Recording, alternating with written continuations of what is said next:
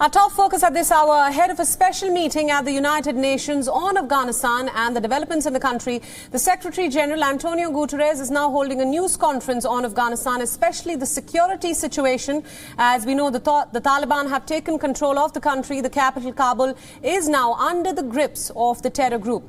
And the UN Secretary General is now going to be holding a press conference on the same subject.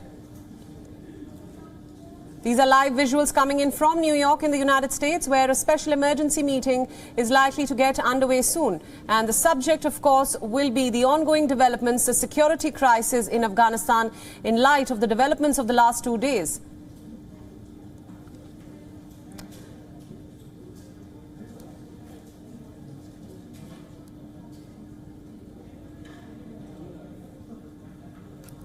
Now, for more details about this meeting that's likely to get underway soon, our correspondent from New York, Susan Teherani, now joins us live. Susan, welcome to WION. What can you tell us about the expectations from this emergency meeting? We just heard the Ireland envoy say that the global body, that is the UN, can effectively do nothing.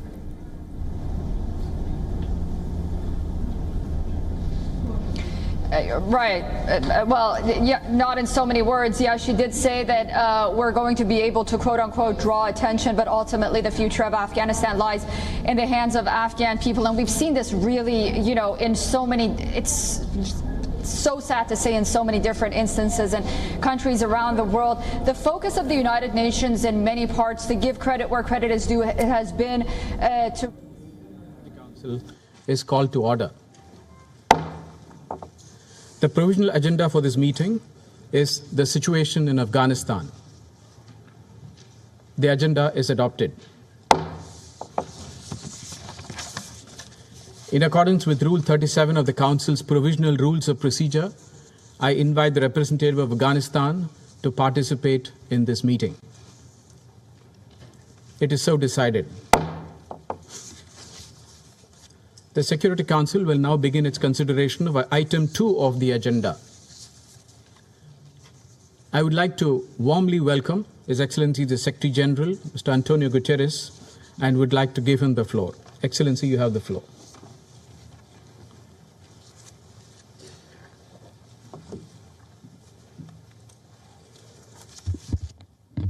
Your Excellency, Mr. President, Excellencies, the world is following events in Afghanistan with a heavy heart and deep disquiet about what lies ahead. All of us have seen the images in real time: chaos, unrest, uncertainty, and fear.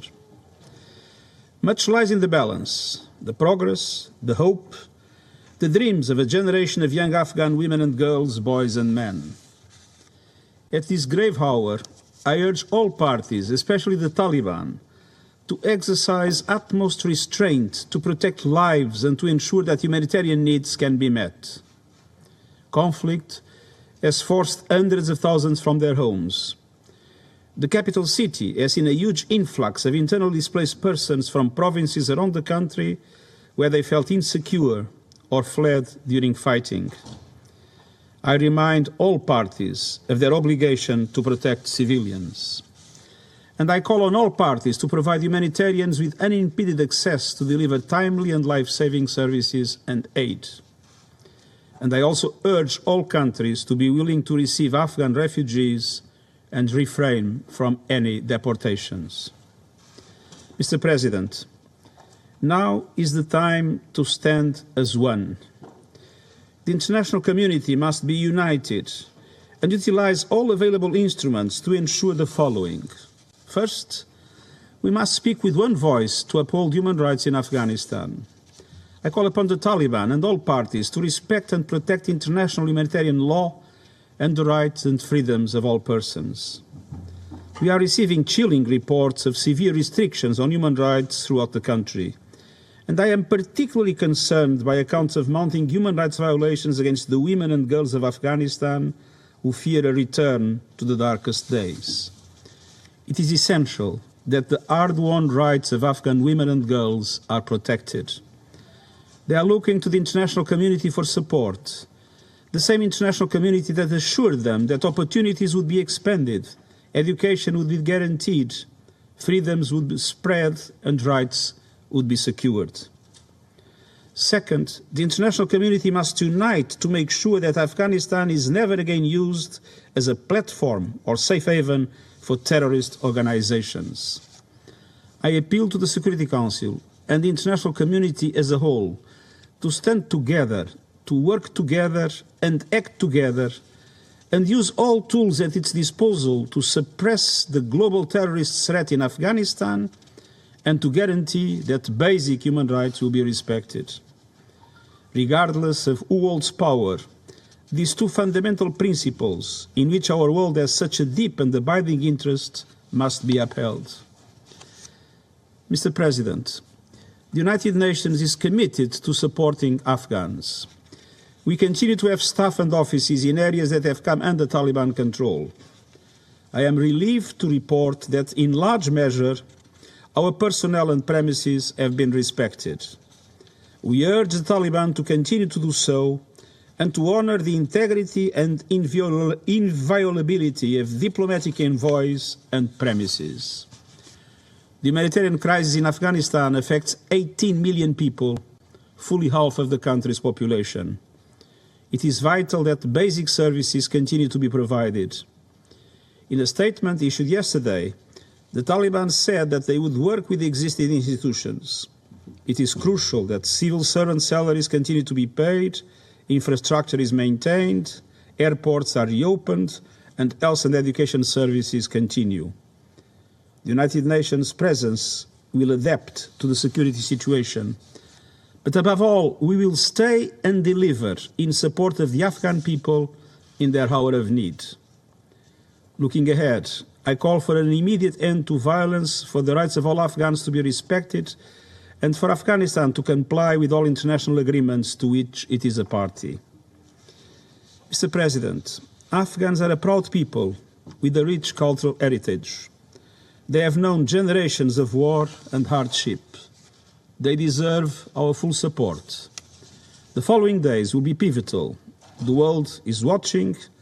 We cannot and must not abandon the people of Afghanistan. And I thank you. I thank the Secretary General for his briefing. I now give the floor to the representative of Afghanistan. You have the floor, please.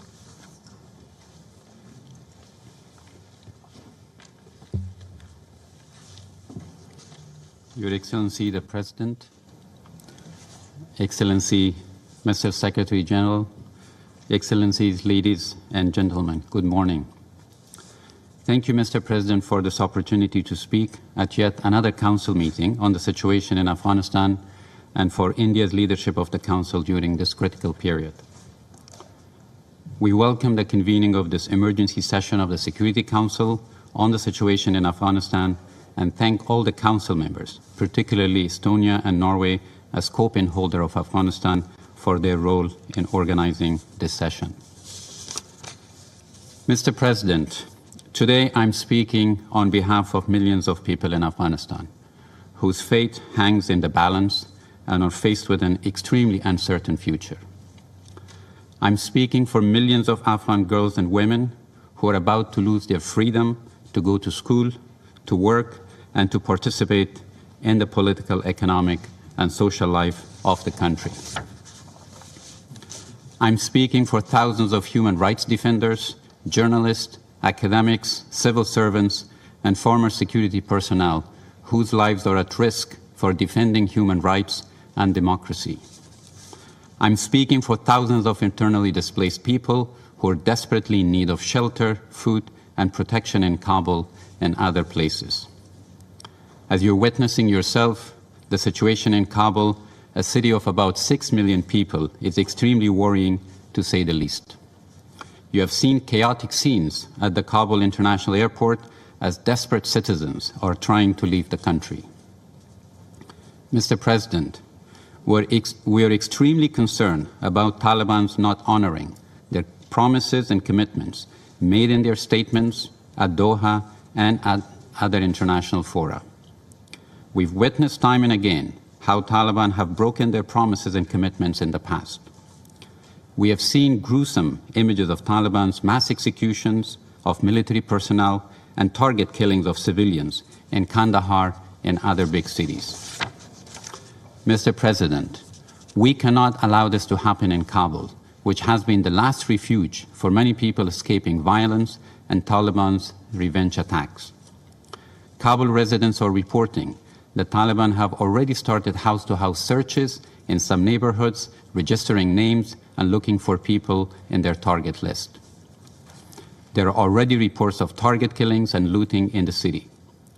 Kabul residents are living in absolute fear right now. Mr. President, there is no time for blame game anymore. We have an opportunity to prevent further violence, prevent Afghanistan descending into a civil war and becoming a pariah state. Therefore, the Security Council and the UN Secretary General should use every means at its disposal to call for an immediate cessation of violence and respect for human rights and international humanitarian law. Call on the Taliban to fully respect the general amnesty offered by them, cease target killing and revenge attacks, and abide by international humanitarian laws. Urge that no public institutions and service delivery infrastructure be demolished, including works of arts in museums and media institutions. Stress that anyone violating human rights of Afghan citizens and international humanitarian law will be held accountable. Urgently establish a humanitarian corridor for the evacuation of those at risk of Taliban's retributions and attacks.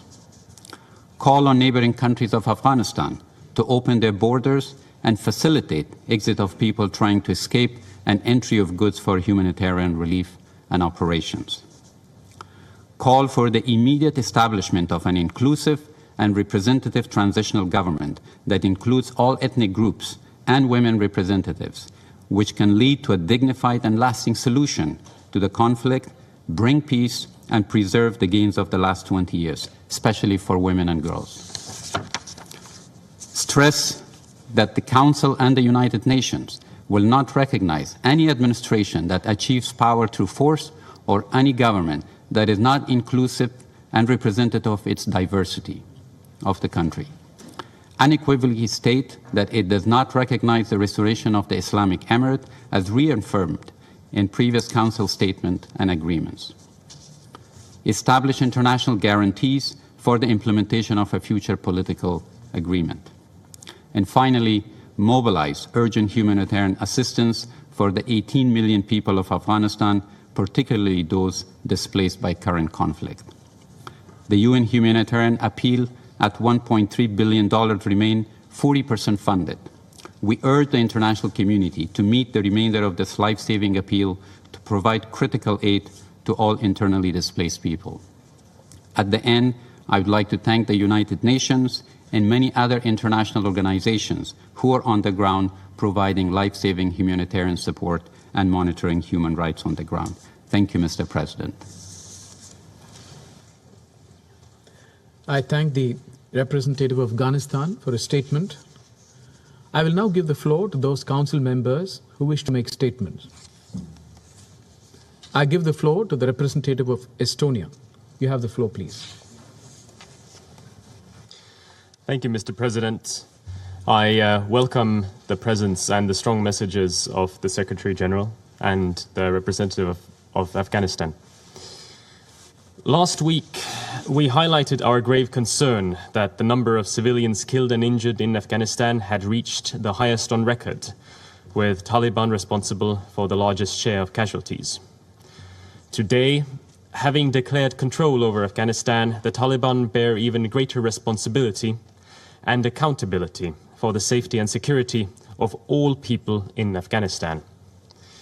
Estonia calls for those in power, those in positions of authority, to adhere to international law in particular international humanitarian law, and uphold the norms and standards on human rights. The emergency meet on Afghanistan and the developments in the country with respect to the Taliban seizing power is now underway. We heard some moving statements from the Afghan representative to the UN, and he clearly said that women and girls in Afghanistan are about to lose their freedom, whether it is freedom to study, freedom to work, freedom to move out of the house without worrying about losing their lives.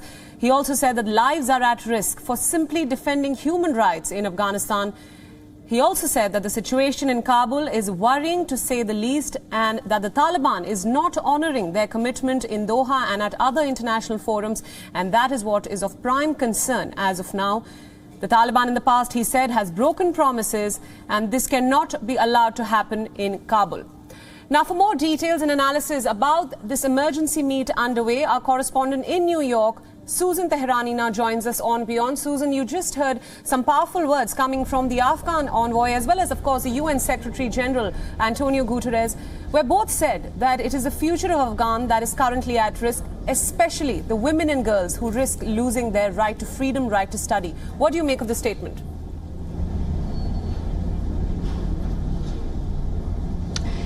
I mean, this meeting was convened really for a humanitarian crisis in the meeting and try to find solutions for that, but also to really bring international attention to the crisis that's happening in the country, really a government that's non-existent right now, and a country that's in disarray, really put a spotlight on what's happening to the women and girls who we really saw in the past 2 decades make strides, and I think that entire world was rooting for them, and in a matter of weeks really see these hopes and aspirations being crumbled in front of our eyes. And now we have this emergency meeting once again on the part of the Security Council to try to pave the way for some kind of solution. How much the Security Council can get done in meetings like this is yet to be seen.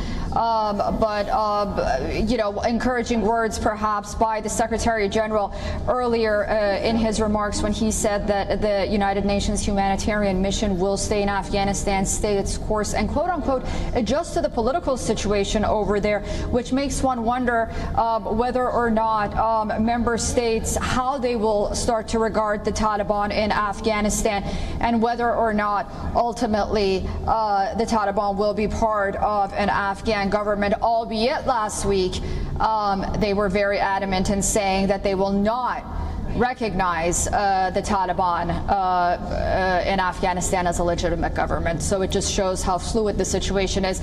But we do know that not only the political situation is on the agenda, but today's meeting is hyper-focused on the humanitarian crisis, as it should be. But the question is, how much can the Security Council really get done, and what can it really do for the people of Afghanistan? That brings me to my next question. Talking about the way forward, we heard the UN Secretary General say that the next few weeks are critical. The world must not abandon Afghanistan. And then, of course, we heard the Afghan envoy say that there is need for critical aid, especially for those displaced in what is now becoming one of the bigger humanitarian crises of our times. So what is the way forward? What can this meeting truly accomplish?